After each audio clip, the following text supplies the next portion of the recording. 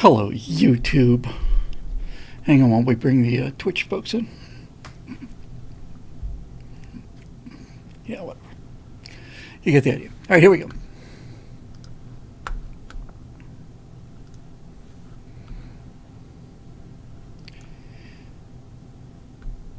Nope. Good evening, ladies and gentlemen. Welcome to Stratosphere Lounge. I'm your host, Bill Whittle. It is the 16th of November. Hard to believe. And I find myself in a really good mood. I don't remember last time I was in a really good mood, like, kind of jumping around and grooving to the Beach Boys and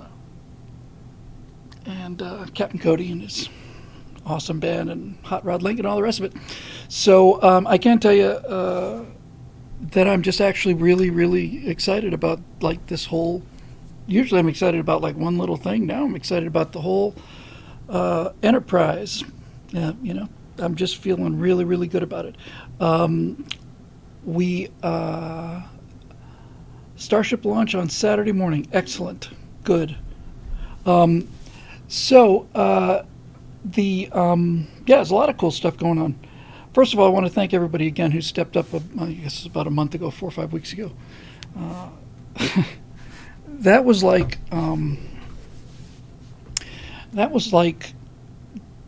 doing a loop at an air show, like a low-level loop at the air show, and you're coming over the top, And then for the last 4, 5, 6 months, it's been like, I am too low. I am not going to pull out of this thing. I'm just not going to pull out. Just watching this ground come, just hauling back on the stick. But after that tremendous outpouring of support there, it's like I didn't hit the ground. I put a couple of skid marks on the runway when I bottomed it out, but we're climbing again. So that's just really, really good news. And I have to tell you, I can't really, I guess it makes a certain kind of sense. It surprised me, let's put it that way. I am so jazzed about the whole enterprise, the whole BillWhittle.com thing, because I've been working on that website for, I said it'd be 3-4 days. It's been 3 weeks, at least 4, something like that. However, I am now an expert WordPress Elementor guy, and I am really, really rapidly getting the hang of it. I spent the whole day today working on that, and we got I wrote a page I really liked a lot about the benefits of membership, and so it still has to be standardized. We'll put the I think we'll send out I said we'd do it tonight, but we'll probably do it tomorrow morning. It took a long time to sort of back populate the site. I still have some more of that to do, but nevertheless, it is really, really, really, really gorgeous. And the thing I'm most excited about is so much of this stuff is new. It's coming up. Tomorrow, Friday, I will be picking up from the people who did him a banner for story mechanics. It's about 7 feet long and about 3 feet high, and it's going to hang there behind me. It's going to be like, bring like I don't want to do any green screen or anything, but it's going to be there. It's a wicked cool banner, and I ought to know because I designed it, and I'm very happy with it. Hang on, see if I can pop it into these guys here. It's, I just love it. I love it. And I'm just, for the first time in a long, long time, really excited about pretty much everything here. So we're going to have ourselves some fun. We're going to get a ton of members, and we're going to change the world and make $1 or $2, and it's epic. So let me just show you this one banner I like very much. It's so it's going to hang behind me when I do Things to Come episodes. I blocked 4 of those out already. So those are going to be a written series like the virtual presidency or what we believe or things like that. So it won't just be random stuff. I've got that pretty much laid out. Story mechanics.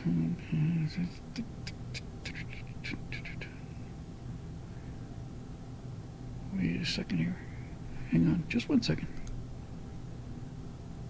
Here we go. also did another graphic that I really like a lot. I'll show you. One second here. Hang on a second. Okay, so let me try my luck here. This is going to go into, first we'll put it into YouTube. And I'm going to have to scale this puppy down, so hang on one second. I just really, really like it. My friend Buster O'Connor did the graphics work on this. I did the montage. He did the logo. Hang on there, Twitch. We're getting to you. Oh, come on. So I used this Metropolis motif because it's I'll get it eventually, because it's just so freaking gorgeous and it's so industrial. So we're talking about story mechanics and I love it. So, okay, sorry about that. Twitch, here we go. Let's get it into our little Twitch thing here. Of course, Twitch always acts very, very strange here. Let's check this out. So this is the homepage. The homepage for story mechanics, and I just love this. I love it. And we're going to see some cool merch out of this too, because that's just really excellent work, if I do say so myself. That's just fantastic. I love it. This banner that you see here is getting printed. It's going to hang in the space behind me here. We're going to continue to populate the set with whoever we do. We're going to get a life-size cutout of him.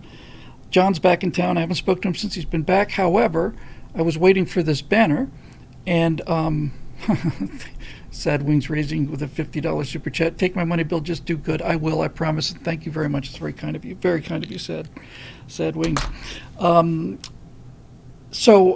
This I think looks really, really cool. And then I did another one that I really liked a lot because it just made me laugh. I think I mentioned that. Oh, by the way, I found out. I knew that when we did the new website that we would be losing our coveted Guinness Book of World Records for the slowest loading website on the internet. But I didn't realize how slow it was. I got some Scott Ott sent me some metrics on the old site. And do you know what the page load time was? I'm sure those of you who've been on the website, you fully know it. But the old website page load time was a mere 8,900 milliseconds, which is almost 9 seconds. That is sick. This thing is blindingly fast. It's much more complex. It's on a dedicated server on A2. They're really fast servers, and I just really, once again, late on this stuff, but I really want to get it right. So check this out. The reason I bring that up is because the old site was so kludgy. We moved a bunch of stuff to the new site. We migrated it over, but I didn't want to take a bunch of that nasty code with me. So, and we've talked about this before. So basically what I'm going to do is we're just going to go forward with the new site.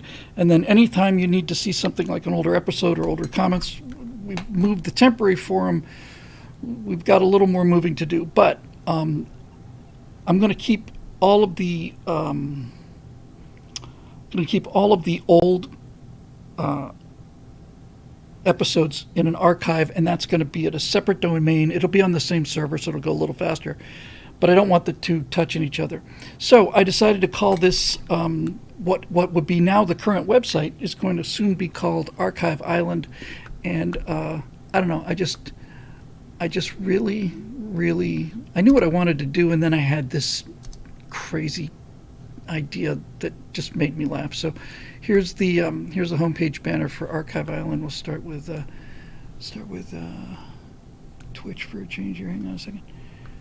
If it reminds you of any kind of a particular television show that's just fully coincidental, hang on a second here, because this is the part that actually made me laugh.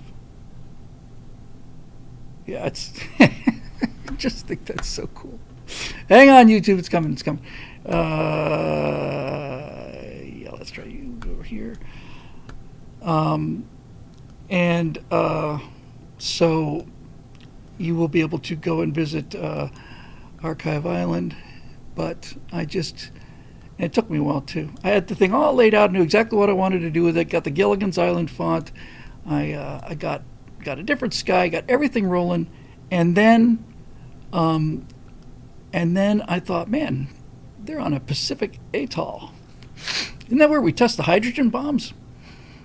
And for some reason that image just makes me happy. Just makes me laugh. I think it's just great. I nuked the minnow. That's exactly what I did. Eric Blake says I nuked the minnow, and I did. And it took a long time to get that thing to look pretty good, but I don't know. I just love it. I absolutely love it. So anyway, boom. The wave and the radiation are on their way, Professor. You better get everybody into the underground bunker that you made out of, palm fronds and coconut husks. Anyway, I thought it was a lot of fun. So yeah, it's going to be a 3-hour tour, and I don't know. I got nothing. So that's that. But yeah, I'm real happy real happy with it. So that's all cool. By the way, I was sitting here working on the website, and I looked up at the time. I was like, oh, it's 6:00. Maybe I better start rolling the pre-roll. And there wasn't time to do all the TV show stuff, so I kicked off with this really cool Crystal Method tune called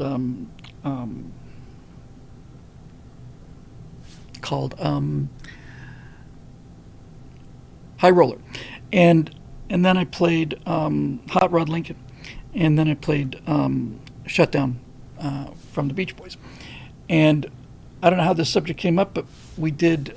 Scott was in jury duty last week. Steve was in Miami, so we shot on a Friday. This week Scott was on jury duty, so we shot on a Wednesday, our backstage show. And for some reason or another, we got to talking about cars, and Scott Ott said something that I just thought was so fundamentally true, and I don't know, it just clued me in when I started hearing this music tonight.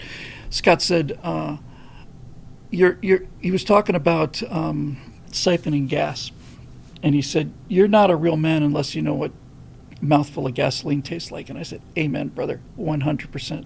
Couldn't agree more, 100%. If you don't have the delicious taste of gasoline in your mouth, and kids out there, if you're millennials or Gen Z or anything, and you never worked on cars or anything, I can't tell you what a delicious, absolutely scrumptious, and it's just such a delicate kind of it's got gasoline in your mouth has a certain je ne sais quoi, which is French for my God, it burns. But really, I actually thought, when Scott said it, I thought, man, he's really onto something, man. I really think he's onto something. And I think that led to another discussion, because we're talking about electric cars or some garbage. And I remember saying, if somebody if you'd invented the electric car first, and then 100 years after the electric car, somebody had presented you with the gasoline internal combustion engine, and I think you would have been just amazed, Now we got some smart people out here. In fact, I spent the whole afternoon talking about how great the membership is. I think our best sales tool for the membership are the members, by far. And somebody may have the answer for me on this. I understand the difference. I just don't remember which is which. There's a difference between a fuel and an energy source, and I think gasoline is both, but I think like hydrogen is only one, because I think you have to put energy into making the hydrogen. But if you had just talked to somebody and said, hey, we've found this new energy source, the energy density is incredible. You can go 400 miles on a tank of gas, and it's got just tremendous. Well, okay, that's cool. Does it have some kind of magnetic containment field? Do you have to have it? Do you refuel the cards in some kind of special vacuum? No, No, it just comes out of a hose. Just comes out of a hose. A hose, yeah. Just plug it in and just like watering your lawn. And really, yeah. And a matter of fact, you can pump the damn thing around the world. You can pump it across the country. We do it, no problem, and just send it along. Really. So, what does it take to manufacture this miracle fuel? That's the best part. You see, it's just there. It's just there. It's just down there. It's a whole planet full of them. Whole planet full of it. It's just sitting there, waiting for us. And I just remember thinking, man, I'm not. I wish I was getting a check from the big oil companies, because I happen to actually believe this, but it's astonishing stuff. It's a miraculous stuff.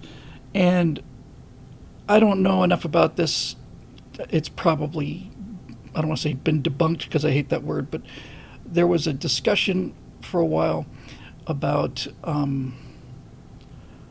whether or not that our theory of oil was wrong. That is non-biotic or non-organic. Anyway, the things that we all learned in school back when we learned things in school was that oil is a result of, everybody says dinosaurs, but really what it is just, 2 or 3 billion years of vegetable matter just getting compressed and all the rest of that stuff. But there's a theory that said no, the oil is actually a result of the formation of the earth, and that there's a ton of it there, and that some of these reservoirs are refilling. It seems like it's too good to be true, but in any event, we can get to more oil now than we could at any time in our history on account of how awesome we are. And there you go. Hey, thank you very much for that, John of Aston in YouTube. That was a very nice thing to say. So it's miraculous. It's just absolutely miraculous. You just keep pumping it out, and there's a hell of a lot of it down there. Oil is a renewable resource, which is the second most plentiful liquid on the planet, says Mariner 81. See, this is why I'm so fired up about this stuff, because honestly, I was really thinking about this. It's like this is just the smartest, coolest group of people I've ever met, and damn fine-looking ones as well. I might point that out. So let me see. So, second, renewable resource. So is there anything to that? I don't know. Takes about 100 years to regenerate. We got time. I need to learn more about this, because honestly, it's just so cool. Anyway, I don't know. That was that. But if you don't know the taste of gasoline, then you can't be a real man. And if it causes you to get cancer of the body, because it's mouth, throat, lungs, stomach, all that stuff, it's worth it. I'm really looking forward to. It's going to start out as a. I didn't want to put it on the website because I've already got too many new things going. But the more I think about it, the more I really like this idea of a kind of a Gen Z Academy, which is, just about things like, here's how you siphon gas, here's how you change a tire. I know there was a guy who was doing that, here's something dad or something. Here's how you tie a knot. But basically, it's like, stop complaining about it and do something about it. It's like, here's how you handle a traffic stop. That one's high on my list after all of these body cam footage things that I've seen of people just having complete breakdowns. And it's not just Gen Z either. It's just people's entire. All of this Marxism is just really sunk in now, and it's like people just. I understand that people always argued with cops on traffic stops. That goes back 100 years. I get it, and now we've got cameras, so there's always that selection bias. But it seems to me that back in the good old days, if you got pulled over and you had a problem with the cops, you'd pull out your heater and and give them a rat-tat-tat on the Tommy gun and make a run for it, because at least then you could say that the criminals understood that there was such a thing as crime and that they were breaking the law.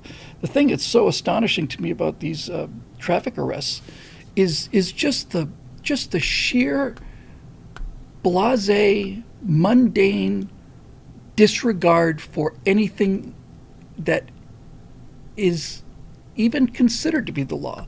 They're howling about their rights. You have no right to. It's really actually kind of funny if you're really in the right mood. You see these things with people getting arrested, and they'll say, so the cop is going to, he's handcuffing somebody because they failed the field sobriety test, for example, and so they're handcuffing them and leading them off, and this person's saying, "You don't have any right to touch me without my consent." And I thought, that's going to make things considerably easier for criminals. She's in for a bit of a surprise. Turns out the cops can touch you without your consent if you meet a series of legal, clear series of legal hurdles. And it's not just the sovereign citizens; it's all of them. I'm not driving. I'm a traveler. You see, okay. Like I said, the thing about horses is that they have a superb anti-collision system built right into it. So anyway, just really excited about all this stuff. I'm hoping we might be able to get to John maybe next week. I think that's a possibility. Oh, something else. This is something I honestly have thought about this since at least 2007, when I was, or earlier, 2005 maybe, when I first wrote the first draft of Aurora. I had a lot of big screen displays, and we'll get to Frank Borman, Dave. Just keep reminding me. And I had to think about where was the camera, because if you're looking, like right now, I'm actually not looking at the camera. I'm looking at my own eyes, which are just slightly above the camera. Now I'm looking at the camera, and I'm not. Now I am. But most of the time, it's like this, and you're having a conversation, and the person on one side of the Zoom call is just looking at your face, and you're looking at his face, and neither of you looking at each other, and it's weird. And I remember saying to myself, I said, there's got to be a way to do this with software. If you had two cameras on, one on each side of the thing, you could do it with software. And I did not think of the solution. I thought that if you just had two different camera views, they'd just figure out a way to just put the thing in the screen, and and it would combine the images or whatever. But it turns out it's actually simpler than that. I found this by accident. Ace Findy says, I brush my teeth with brake fluid, and good for you, sir. Because hydraulic fluid also has its own aroma and bouquet and delicate little frisson, whatever. So I stumbled upon something that I picked up. Let me back this up. So one of my major concerns about this story mechanics thing is interviewing these great people that I know, and then people eventually that I don't know, interviewing them on a webcam, and it's almost impossible to get them to look into the camera, even trained professionals. And I just thought, it's just gonna look a little shabby. And then I found out about this software called Descript. It's got a lot of cool things in it. I don't have time to really crack it open yet, but I'm going to get on it right away. But Descript does something really cool. So Descript, I could be like reading the comment section like this. How's your tooth? My tooth is fine, thank you. I brush my teeth with brake fluid. As long as you make with isopropyl alcohol, you're fine. Brushing teeth with brake fluid, luxury, teleprompter, blah, blah, blah. And I did that whole thing off axis.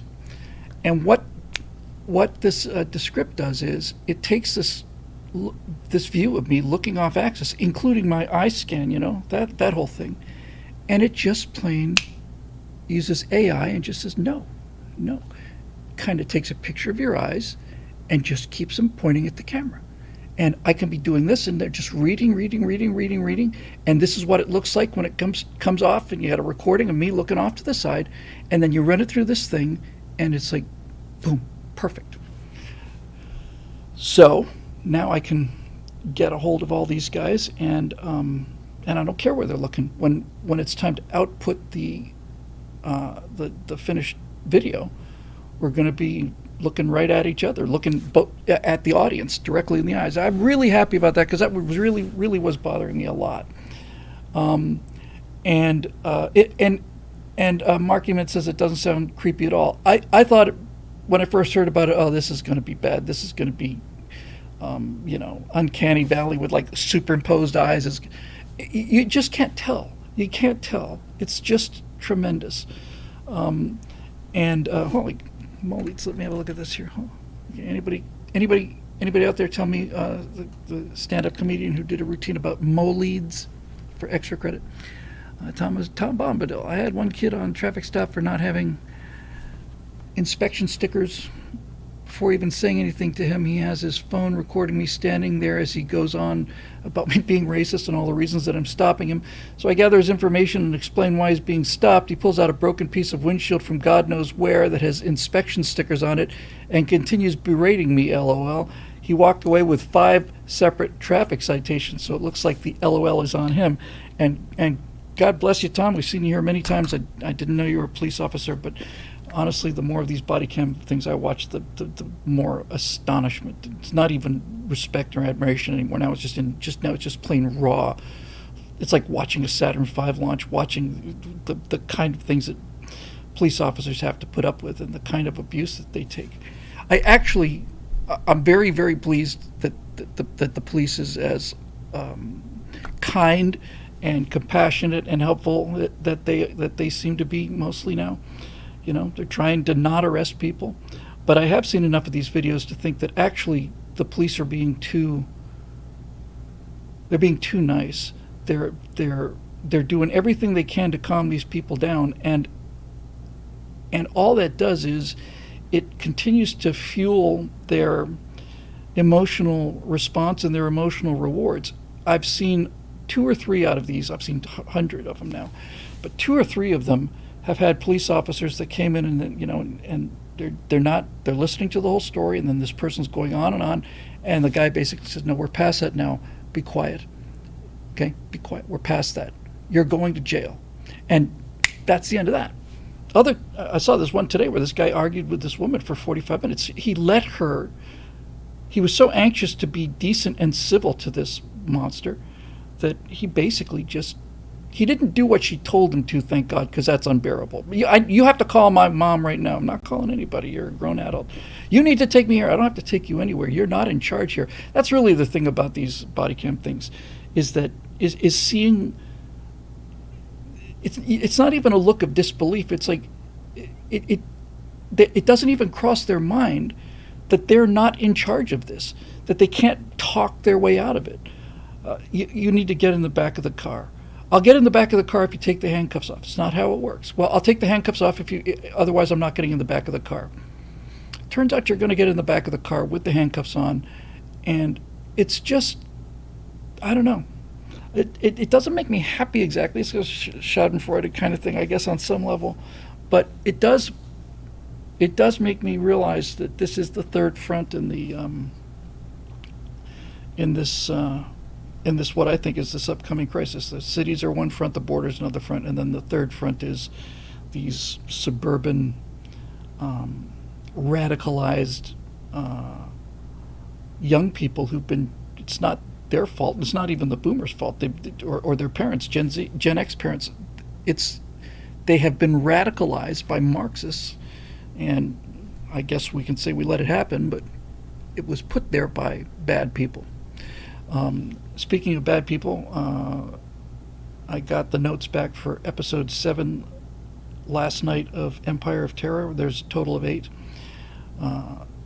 We did 6 of them in the basement of the Lubyanka, and then we did 2 of them on the Tundra.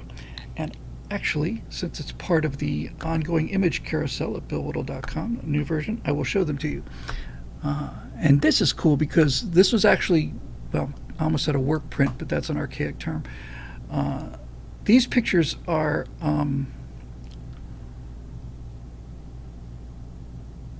from a relatively low resolution videotape, but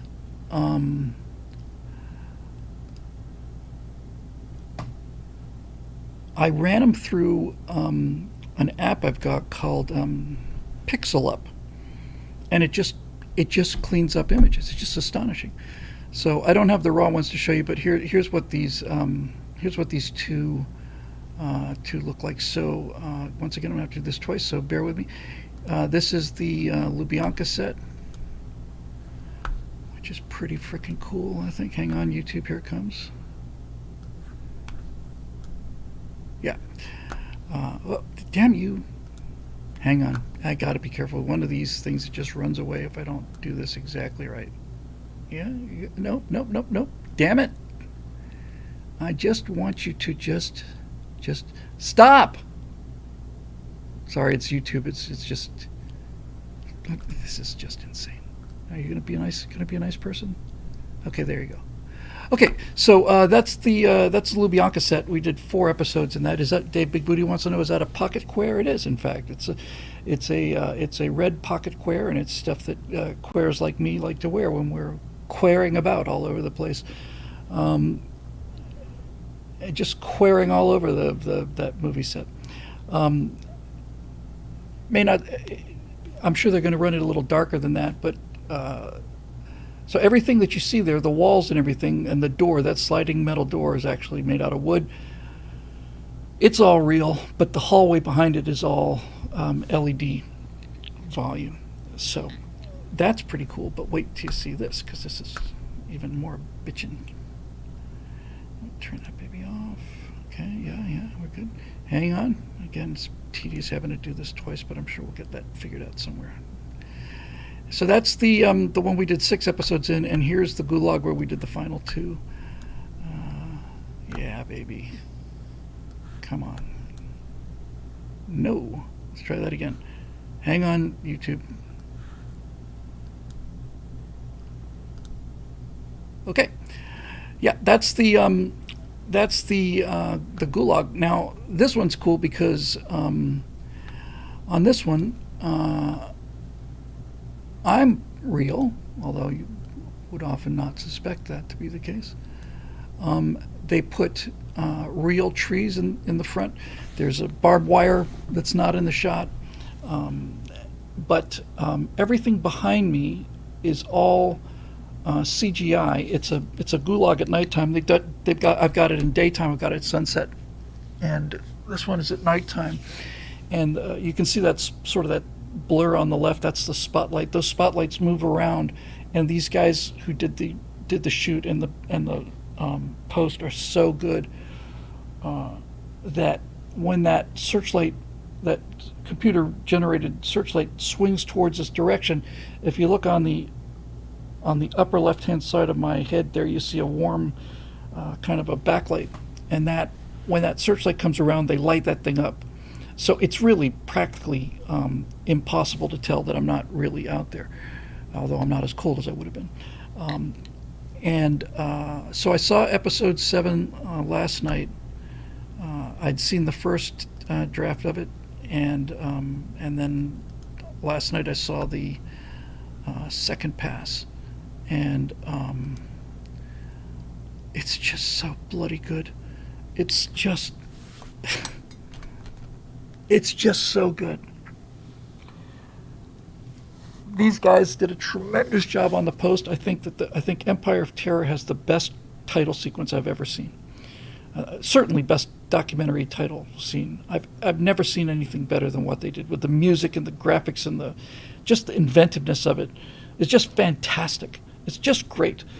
And Natasha's seen a few episodes. Now she's obviously, it's a little sensitive for her because it's about the horrors that were done to her people. But there's a lot of. I had really had to walk a fine line with this, but I knew from the beginning which side of this line I want to be on.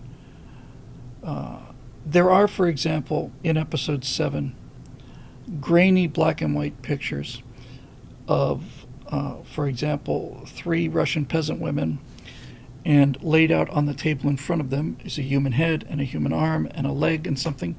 They're selling human body parts for food. And I thought, well, do we really want to show that? And I thought, hell yes, we want to show that. This is the thing. It's like people have this sanitized view about what this whole thing is. And I said from the beginning, from the first pitch on this one, I said I want this thing to be a punch in the guts about Marxism and Leninism, and just it's just a lot of horrible stuff. The last part of episode 6, which happens in the Lubyanka basement, I realized, see, my entire attitude towards this, and this was a lot of the notes that I was working with the editors on, because I made it's an 8-part criminal indictment of Marxism, communism, socialism, Leninism. It's a criminal case, and I took it that way. I dealt with it like a prosecutor, and I wanted this conviction, which meant I couldn't screw around. What I needed was overwhelming evidence, and unfortunately, I don't have videotape of this. However, of what they actually did. However, Lenin and Trotsky and all of these guys weren't the slightest bit shy about talking about this. So I went to direct quotes again and again and again and again and again and again. This is Lenin speaking, Lenin speaking, Lenin speaking, Lenin, Lenin, Lenin. And we're going to murder these people. We ought to kill them. And democracy is a terrible threat to our power. And all of it. It's all Lenin. It's all Lenin. I just wanted it to be like surveillance footage. It's like I didn't want somebody to say, yeah, that's what this guy says happened, but it didn't really happen. Well, it did really happen. And at the end of episode 6, I had found during the research, I went into the Raiders of the Lost Ark archives, the giant hall of boxes. And I was poking around in there forever, and I was looking for first-person at-the-scene descriptions of either the Red Terror or the Great Terror. And after looking for 5 months, 2 days before I wrote that script, I found it. There's a little book called The Red Terror. It had been a limited run. A French woman found it. She was looking for something, and she found a copy of it. And that's how I found it in the archives, U.S. archives. And this whole book is nothing but testimony of what this guy saw during the Red Terror between 1918 and 1922. And there's so much horror in it that I realized I can't do what I've done most of the episode, which is me talking, and then Lenin says, we don't have a Lenin voice, it's me. But every time Lenin's talking, I just kept saying to these editors, it's like, you can't stay on me saying Lenin's words. You've got to go to a graphic, and you've got to print them out so that people know that this is him talking, not me talking. And when I got to the end of this thing, episode 6, the Red Terror, I had found something like, 50 or 60 horrific stories. That was what I selected out of hundreds of them. And I cut that down to about 25. And I realized that I can't just keep going in and out of narrator mode. So I had this idea, which I really liked and which they really liked, and I said, look, I want to be quoting from this book for the next 20 minutes. I can't constantly keep saying quote unquote. It's got to make it clear that this is not me talking. This is what is in the book. And so when we start with that book, I say, this one you might want to send little kids out of the room for, because this guy's got the receipts. And I said, I can't tell you what happened during the Red Terror, but Bulganov can. And then when I start talking, the set goes to blood red, including the hallway behind me, just red, blood red. I do the whole thing I do 20 minutes standing there in this red light. And this book, I said, the reason you can tell that this isn't just anti-communist propaganda is because this guy is identifying those bodies by name. This is so and so, so and so and so and so. Here's what happened to this guy. This is what happened to that guy, and the things that happened in the Red Terror, they just beggar belief. I've actually suddenly, relatively recently realized, and I don't want to use this term because it's overused and it's not fair to the people who are genuinely traumatized, but I was fairly disturbed, I think, about the amount of time I spent in these murder cells and starving people out on the ice and all the rest of this. But there is a moment at the end of that red sequence. We go back to normal lights for the final minute of that episode. But when I'm finished telling this 20-minute story of just unending horror, again and again and again, different examples every time, I'm just looking at the camera, and I didn't do this on purpose. I had no idea I did it. But when I'm finally finished with it, after telling, I saved this, what I thought was the worst story till the last, and after I'd finished with it, and the lights come up, I do something kind of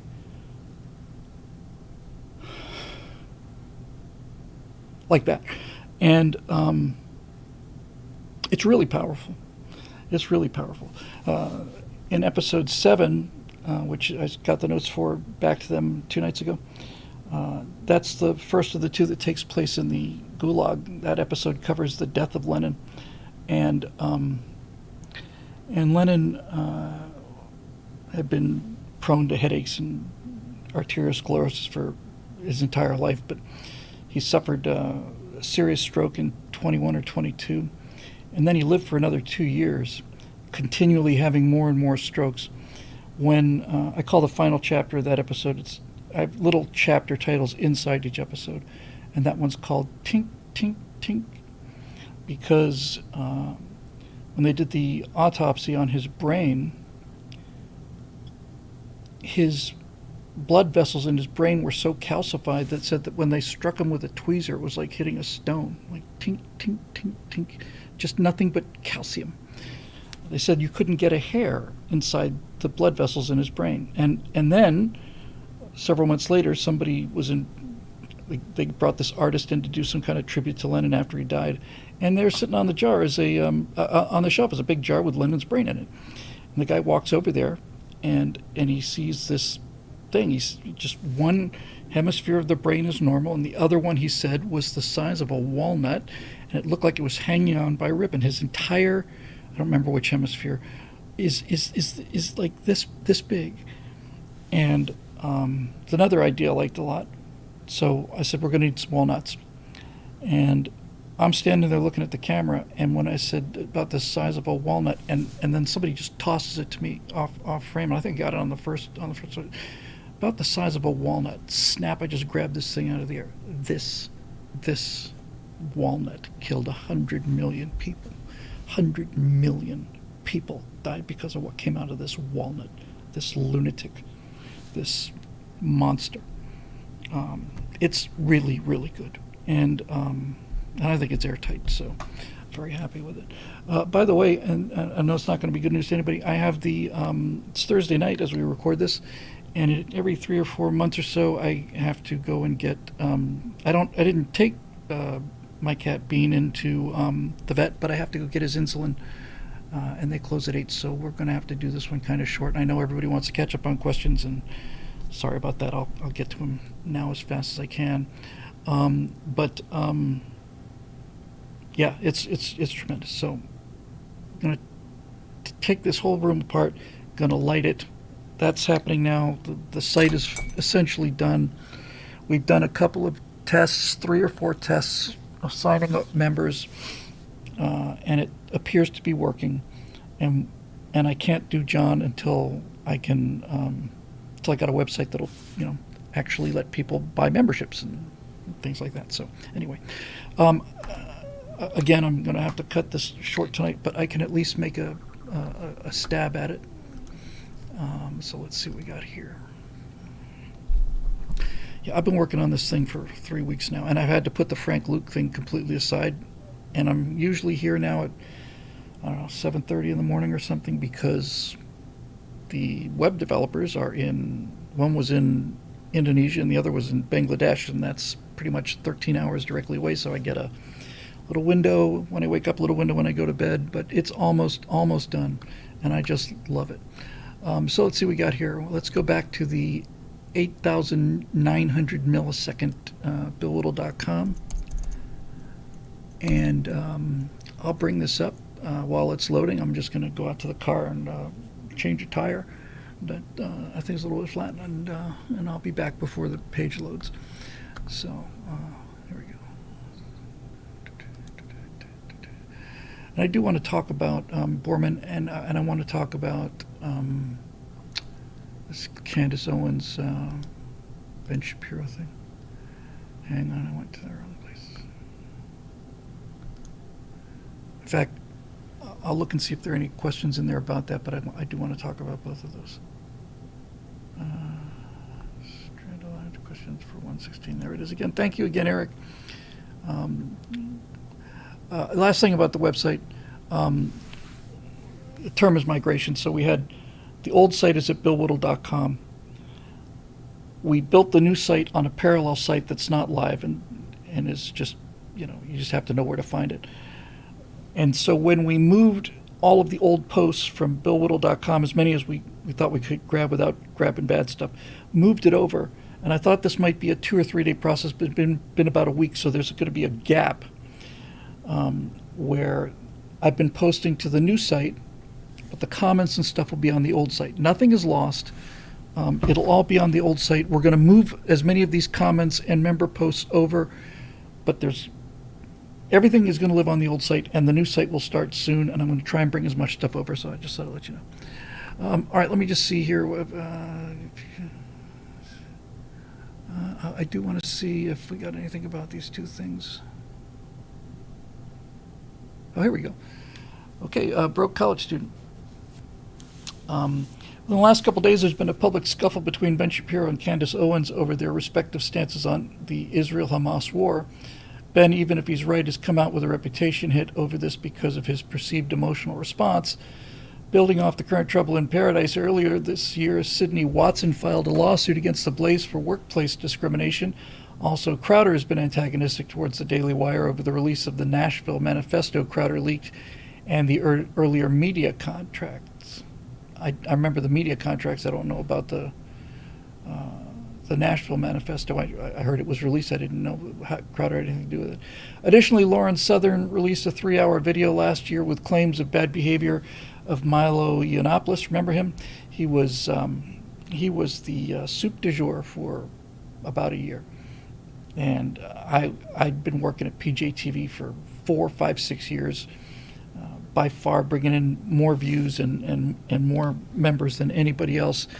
And when Milo hit the scene, it was the same thing as when Crowder hit the scene. And that was like, Bill, you go down there and you can carry Milo's bag and carry his bag into the hotel, make sure he's checked in okay. Thank you for this. Another super chat from Sad Wings Raging. Taffy 3 movie fun. I'm doing Taffy 3. Anyway, let me just finish this up. And Tommy Robinson, including career threats and blackmail. She also claims it's not uncommon for the support staff of a media head to be thrown under the bus to preserve the reputation of the media head. Do you think these public events will damage the reputation of the Daily Wire and other conservative media in any meaningful way? Do you think any loss of reputation will have any political or cultural effects? How different is behind-the-scenes behavior versus public persona? If all bad behavior is true, does this detract from any of the good any of these individuals or groups have managed to accomplish? Well, as it turns out, I have a little bit of experience with the Daily Wire. All the stuff I was just talking about is obviously stuff we did for Daily Wire.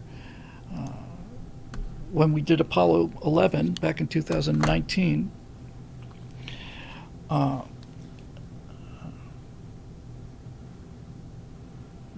Jeremy and the Daily Wire were more involved with it because it was the first one. When we shot the video for the Cold War, they essentially had nothing to do with it. And when we did, when I say nothing to do with it, I mean in terms of day-to-day being on the set.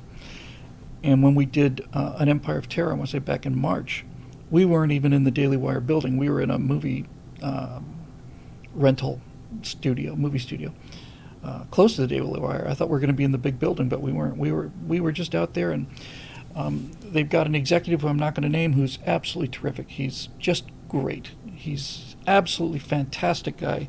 He was handling that program and he was there all the time, and he's a great guy named Dave.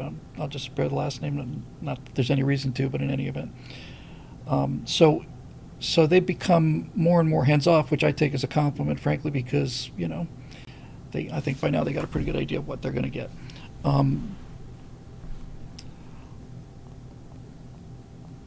was listening a little bit to Dave Rubin talking about the Ben Shapiro, Candace Owens thing, and he did about a 20-minute preface about how he's friends with all these people and he doesn't want to stoke the fires, and he's it's a real issue.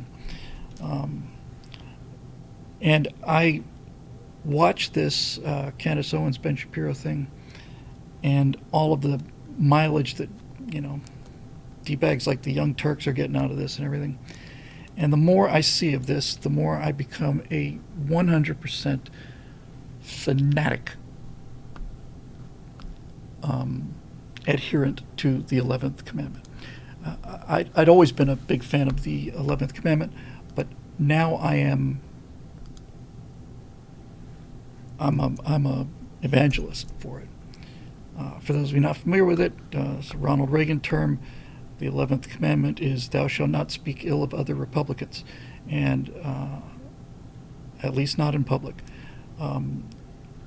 We are fighting such a cultural battle uphill. We are so badly outnumbered on the culture front and the narrative front, and the damage that's been done and continues to be done is so overwhelming that we can't afford this.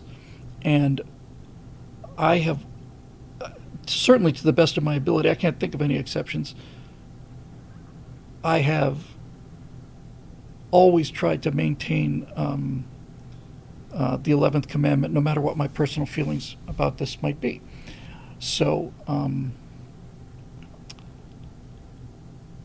all I'll say about this is, and I think it's fair for me to say this because I think it affects both parties equally, so I'm not taking sides on this one. Candace did, I think she did one of my real early 2-minute things I did for, just when she was getting started with Turning Point USA, where she asked me a question, I had to answer it in 60 seconds or something like that. When I was out there last time for the, well, not the last time, but the time before that, when I was out there for the 2022 off-year elections, I was standing there, and she walked right past me, and I said hi, and I didn't hear anything back. And that didn't, it's not like it broke my heart or anything.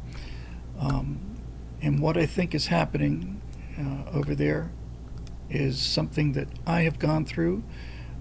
This is the one recurring thought that just keeps coming to me watching this, and that is,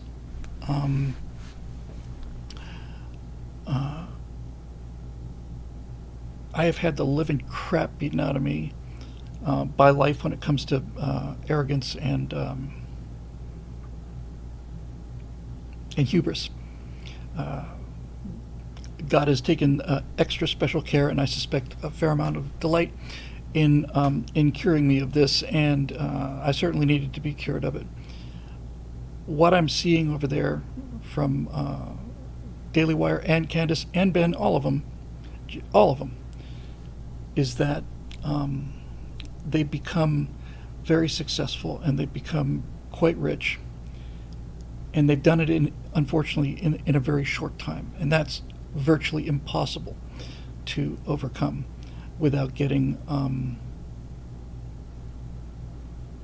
smacked. I understand. See, the reason I don't, I see. One of the great aphorisms of all time is "Know thyself." Know thyself. There's things about, I know this will come as a complete shock to you, but there are things about me that are not such good things, and there are things about me that I know I don't like about myself, and one of them is my reflexive fight reflex. When people start messing around with my country or the military or other things I feel strongly about, family, all of that, the claws just come out and I just start biting. And I know myself well enough to know that I should not be publicly airing those real-time emotions. That's why I don't ever tweet anything, because I know myself, and I know I get hot. I'm a hot-headed guy sometimes on certain issues, and once it's out there, you can't take it back. The Ben saying that Candace's behavior was disgraceful was a really unprofessional thing for him to say, for one of his star employees, and you got to give Ben a lot of latitude here. Ben is an extraordinarily religious Jew, and he's fully aware of what he's fully aware of what happened to his people. And when you see 1,400, 1,500 people being murdered in a single day, that was a shock. But I think the thing that shocks American Jews much more than even the terror invasion, that's Steve Green's term, it's perfect, is I think they're just completely shocked at how much support Hamas is getting and how vocal it is and how widespread it is. I don't think that the American public supports Hamas, but they've got a small percentage of its population. It's very loud and very vocal. And I think Ben is feeling existential, I don't want to say fear exactly, but existential concern. And a couple of other Jewish friends of mine feel the same way about this. So, it was a question. It wasn't scripted. It was live in the moment. And he was obviously not pleased about what she said or didn't say. But I'm sure that if he had to do it again, he would probably not have had said that. It wasn't a fatal thing to say, but it's not, it's not good. Now, if he'd said that I think that Bill Whittle behaved disgracefully, then I would have grabbed the nearest steak knife I could have find, and I would take it and I'd put my hand on the table and I just stab it into my right hand and just immobilize my right hand so that I cannot reach for the phone, and then I just sit down and wait and think about it for a day. But I wouldn't react that emotionally. It really is a case, I think, of just overheated emotions. It's easy to understand where those overheated emotions come from, but at the same time, you are one of the leading voices on the team. And coming off of the Steve Crowder thing, which I thought was also shockingly unnecessary, really unnecessary, it's not helping anybody. But the line about disgraceful behavior, that's in the moment, taking questions. I've been there. I've done a bunch of public speaking. You're exhausted and you're on the road, and you probably had hecklers and all the rest of it. So that one, I'm certainly understanding that where that came from. But so Candace then tweets back about, starts quoting Bible verses and stuff about basically you can't serve two masters, you can't serve God and money. And then Ben responded with what I think was really the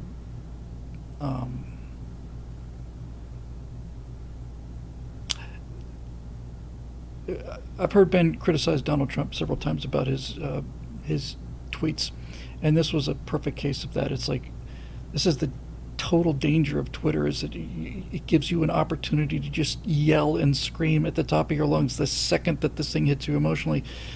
But when she quoted that line about you can't serve God and money at the same time, and Ben tweeted back, said, well, listen, if the money you're taking from Daily Wire is keeping you from God, you're free to quit any time. That's, I don't know. All of this stuff needs to be handled privately. I'm not saying that they shouldn't be angry with each other. I'm not saying that they don't have both have causes for being angry at each other. Just this kind of fight in public is, I don't understand it.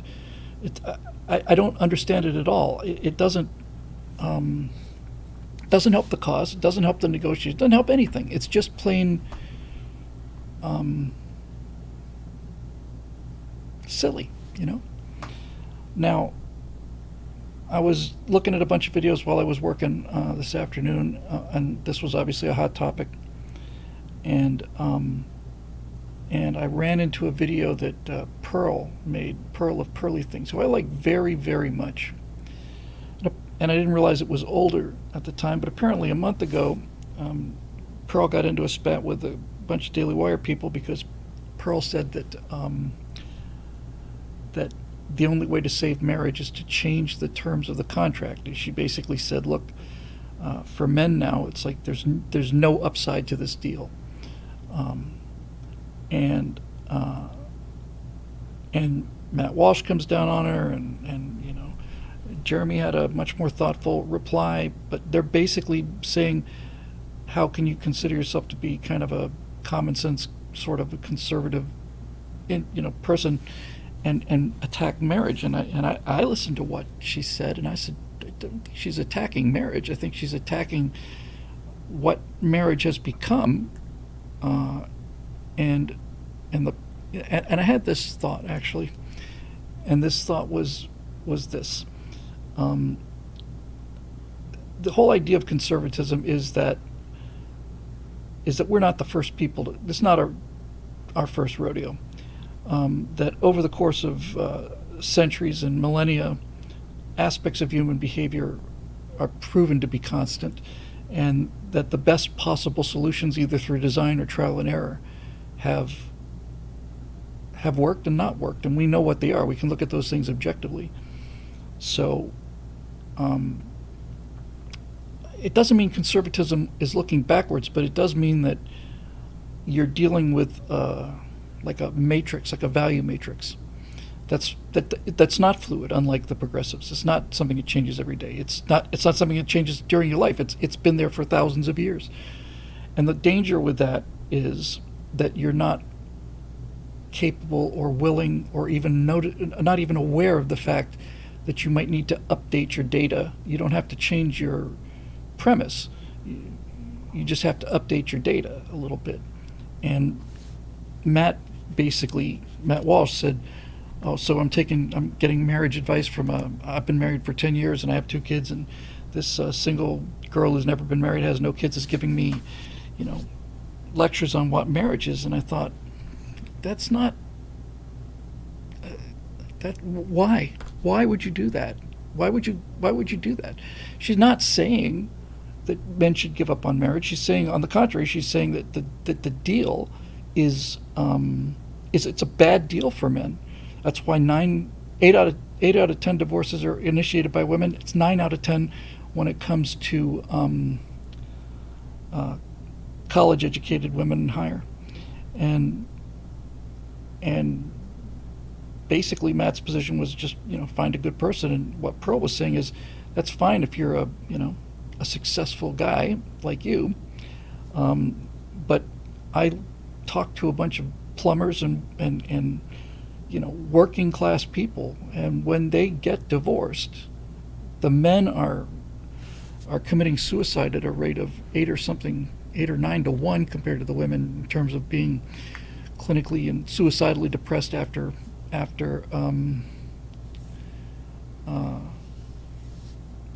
divorce.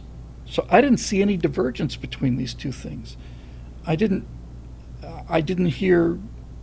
This is what I'm talking about. See the same kind of thing here with the Candace and Ben thing. People are hearing things that the people didn't say. They're hearing things that they didn't say. We're all just too amped up, and we're all too deep in our trenches. That's why I'm so excited about Mace Mattingly and Story Mechanics. I'm going to be doing things to come. It's going to be, like I said, it's going to be like the virtual presidency. It's going to be scripted. It's going to be laid out. It's going to be my current political thing, because I really think I'm onto something here with with this fourth turning and where the coming crisis is. But I don't. Everybody's just so defensive about things, and so they hear things that the people didn't say. Look, I only heard about this story today. I'm not deep into the weeds on this thing, and I don't really know. But I didn't hear anything from Candace that said, death to the Jews, and when you're that, like I said, he's got an existential. Thank you for that, by the way, Roadrunner.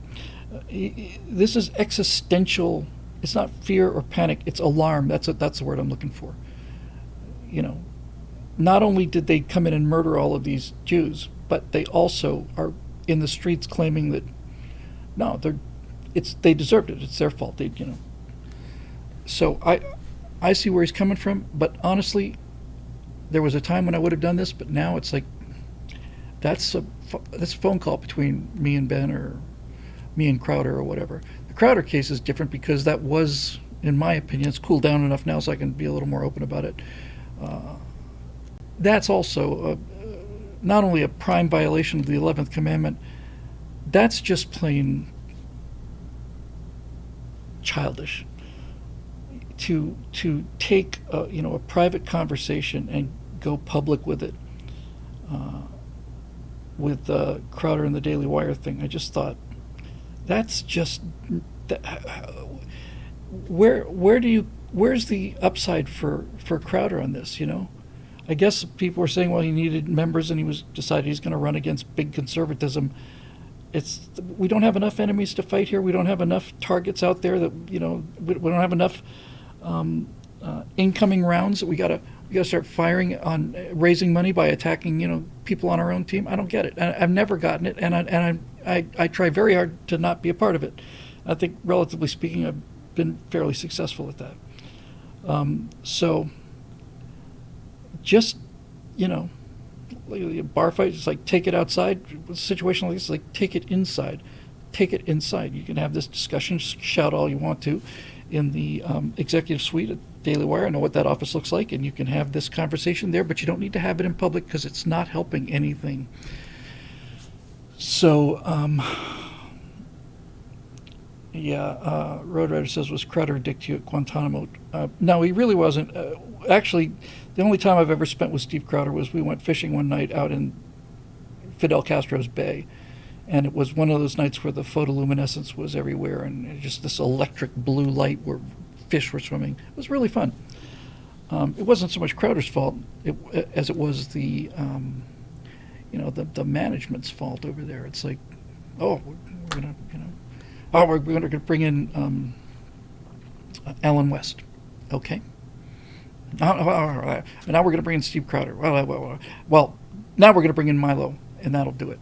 And it's like, hey, I'm knocking them out of the park here, guys, and you're telling me, yeah, your job is to basically go down there and hold the camera.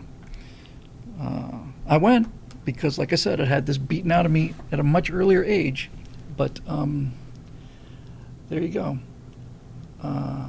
So that's that.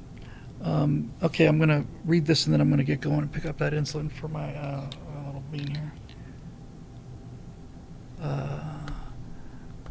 Asafindi says, Bill, I have a personal stake in the Israel situation. Let me just say this. It's times like this that you need your friends, or at least your friendlies. For example, I listen to you weekly, but I unsubscribed from some other voices I was tuning into.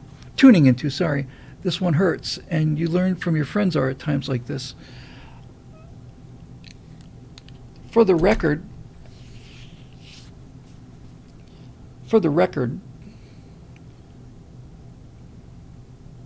I look at what's going on in Gaza the same way as I look at the firebombing of Japan.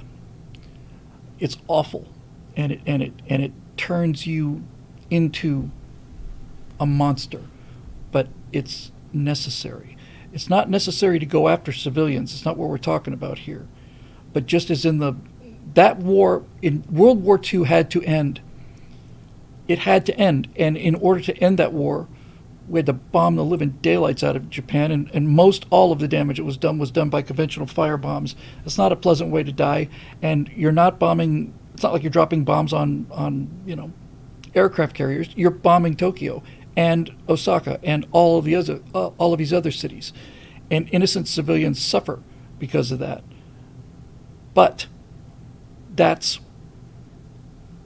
the reality of why war is so terrible, and I have no qualms about it at all, because, and this is the thing that just seems to me so many people are just don't get. It's like they don't get cause and effect, This happened because that happened. It's like I wouldn't be in favor of firebombing Japan if the Japanese hadn't sank our fleet in Pearl Harbor. That's not something I want to do. I don't want to go over there and firebomb civilians in Tokyo just because I feel like it. But when that warlike arrogance, that kind of militaristic, damn the people, all about our pride. It's all about pride. Imperial Japan, Nazi Germany was just arrogance on display, just nothing but arrogance, and they led the world to the edge of ruin, and they had to be stopped. And if they didn't want to get firebombed or nuked, they probably shouldn't have attacked Pearl Harbor. The arrogance of the ruling class convinced them that they could get away with it. And they got a rude awakening. And I see the Hamas-Israel thing as exactly this in somewhat smaller scale. You commit. It's not even an atrocity anymore. Now you have committed something so repugnant that it has taken Israel out of the proportional response thing. I think proportional response is responsible for most of the evil in the world, frankly. You're either at war or you're not. If you're at war, you go at it all the way. It's like, to me, this proportional response thing, this Lyndon Johnson thing, well, we're going to bomb them, we're going to stop, and then they'll like us, or we'll no. It's like, if you're going to go to war, somebody's attacking you constantly, and you have to fight back, then you fight back in proportional nothing. It's just hit them as hard as you can and knock them out as fast as you can. That's how you get the fewest casualties. Grant said that. He said, if we got to fight, I'd like to get it all done at once so we can shake hands and be friends. But what Hamas did was, in my mind,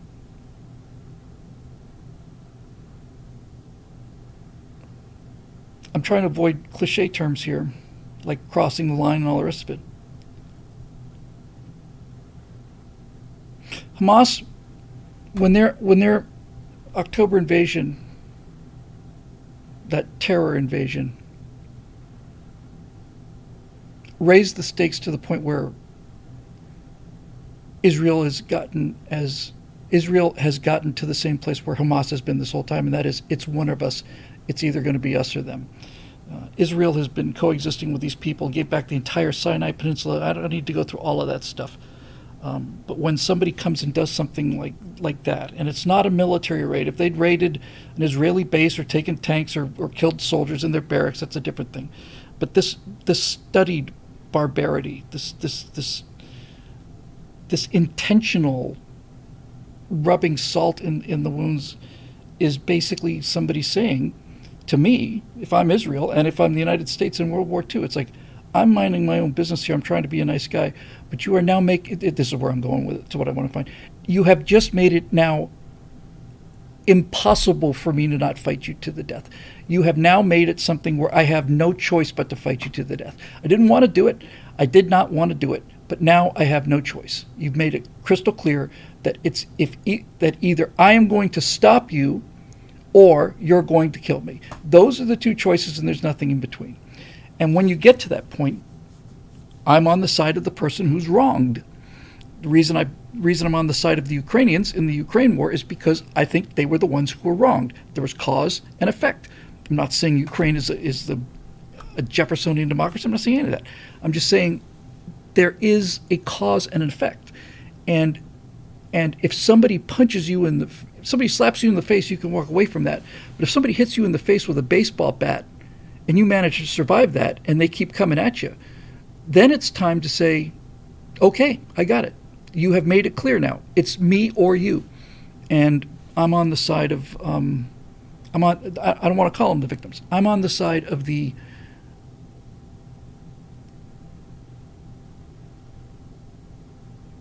innocent party. All right, I got to run. And that's a shame because I'm really feeling great. So we'll do it again. Sorry to miss Monday night, but I just did. So we'll see you Monday night, and we'll come back again on Thursday. We'll do this again, and we're very, very close to starting all kinds of exciting things here. So in any event, yeah. And by the way, some people are saying site of civilization, barbarism. Yes, I know. There is a difference. There's a difference between Hamas and Israel, and the difference is that Hamas, if Hamas had a button, and all of the supporters of Hamas had a button that they could push and kill all the Jews in the world, they'd push it. If Israel had a button that they could push and kill all the Palestinians in the world, they wouldn't push it because they have the button. And they've had the button for 30, 40 years now. They could have simply bulldozed them into the ocean anytime they wanted to. But when you do this kind of thing, man, you do this kind of thing, you're saying basically, you're forcing me to become ruthless. Ruthless. I'll get the beta testing out tomorrow, Roadrunner. I thought I'd be a little further along, but I will get it tomorrow. All right. Anyway, thanks, guys. I'm not happy about civilians getting killed in Palestine. I am happy about Hamas getting killed in wherever they happen to be. But this is why war is war and why it's so terrible. And just mentioned Grant a second ago, but William Tecumseh Sherman, best quote ever about war, he said, "War is cruelty. You cannot refine it. You cannot filter it. You can't take the cruelty out of it. It's what it is. It's not a part of what it is. That's the entirety of what it is. War is cruelty. You cannot refine it. The only thing you can do is try to avoid a fight whenever you can, and when you can't, get it over with in as short a time as possible and end it." That's what history teaches me about human behavior and conflict. All right. Well, anyway, thanks very much for coming. It's good to see everybody, and thanks again for all the support. We're going to have some fun stuff coming up, and we'll also do some pretty deep looking into what I think is on its way in terms of, yeah, we're going to have to get ready. The cities, the border, and the adult children. That's going to be a problem. So we'll see. Anyway, let's do this. Let's say goodnight to our Twitch friends first. Okay, Twitch friends, thanks very much. Always good to see you. Thanks again for the super chats, by the way, guys. So I will see all of you hopefully on Monday night. I'm quite sure I'll be here for that, and I'll certainly see you next Thursday. So thanks for joining us, and we'll see you next time. All right, that's those idiots out of the way. Now let's get on to YouTube. Hello, YouTube. Thanks for being with us, guys. 132 people. It's astonishing to me. Thanks for joining us, and we'll see you guys next time as well.